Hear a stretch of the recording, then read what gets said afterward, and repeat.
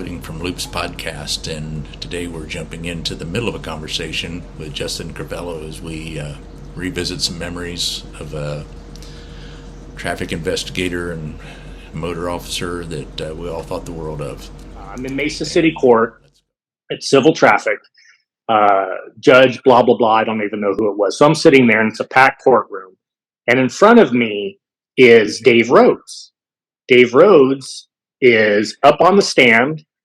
He's being grilled by a defense attorney. Apparently it was an evidentiary hearing on a DUI that he did. So Dave Rhodes is on the stand, and he is just getting grilled. This defense attorney's like, where were you? How did you see it? How fast were you going? What time of night? It was nighttime. And he was laying out the scenario to the judge. You could tell that something was like they were wanting to fight everything. And so I'm just sitting there and I'm listening. So apparently Dave Rhodes was working DUI task force. It was nighttime. He's on Southern. He sees a vehicle blow the light at Longmore going east, blow the light at Alma School going east, nearly get into an accident extension, finally caught up to the car at Country Club in Southern, does a traffic stop, arrests the bad guy for DUI, puts that all in his report.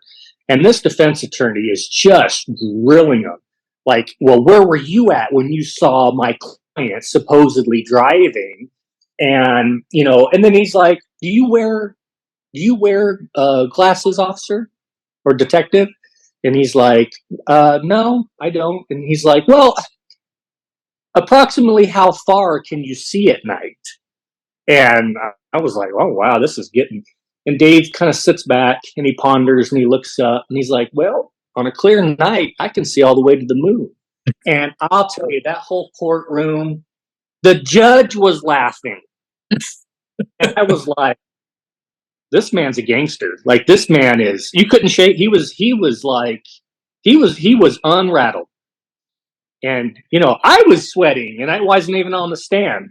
Yeah. And that was a classic. I was like, yeah, I don't know if you ever heard that story of Dave Rhodes. Oh, yeah. Dave and I were very good friends. I went down to the VA to see him before he passed away and spent some time with him. And we were very good friends. He used to help me when I was a training sergeant, and we did a lot of projects together.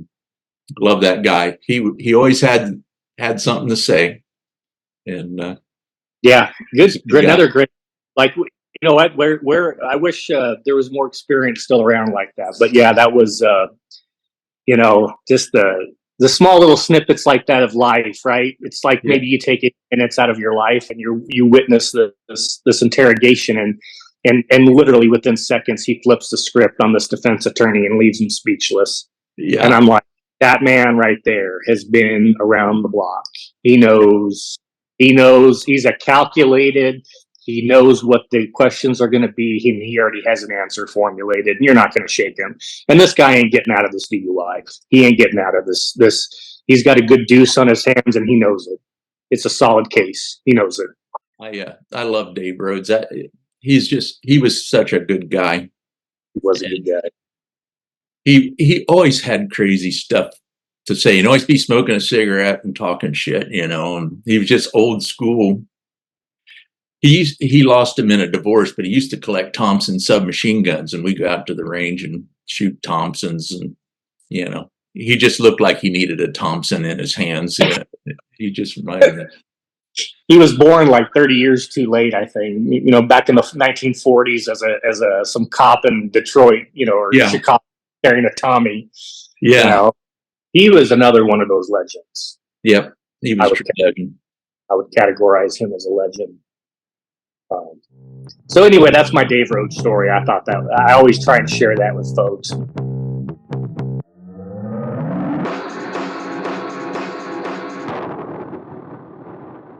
Loading from Loops is brought to you by Sabbath Learning. Register now for the Excellence in Law Enforcement courses. Click the link below for more information.